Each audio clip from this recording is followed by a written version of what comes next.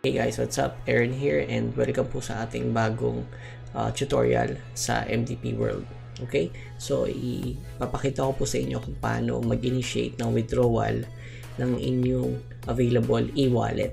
Alright? So, dito po sa aking dashboard, makikita nyo po meron tayong available e-wallet na worth 1,153. Okay? So, ang pipindutin lang po natin sa ating navigation pane sa kabilang side is yung withdraw.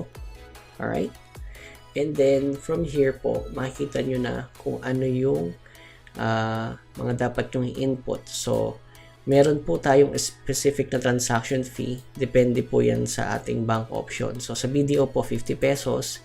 BPI is, ano ba sa BPI? BPI, 50. Metrobank, 50 rin. Okay. So, try natin 1,150. Alright, so ayan po, 1,100 na pag via Metrobank, pag via BPI, ay 100 po pala sa BPI. Alright, PDO, it's 50 pesos. So, yan po yung transaction fee. Now, once na initiate po natin yung request na withdraw, and today po is a Monday, alright, so Monday hanggang bukas, Tuesday, pwede po tayo mag-withdraw, enabled po ito, and ang ating balance will show up by Friday or Saturday po. Okay? So, minimum balance po na dapat natin i-withdraw is 500. So, if 500 po ilalagay nyo dyan, alright, 450 po ipapasok sa inyong BDO account if BDO yung gagamitin nyo. So, let's max it out, 150. Alright, so may matitira lang dyan, 376. Withdraw natin yan.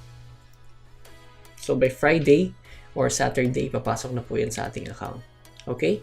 Now, if you like to check your withdrawal history, click nyo lang po dito sa withdrawal history. Makikita nyo po yung date kung kailan po na-process yung inyong request. So, dito po sa akin, puro BDO po yung aking request and they are reflecting normally the next following or the same Friday and Saturday of that week.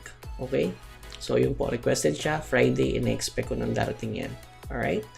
So, that's how you withdraw your balance sa inyo pong e-wallet sa MDP World.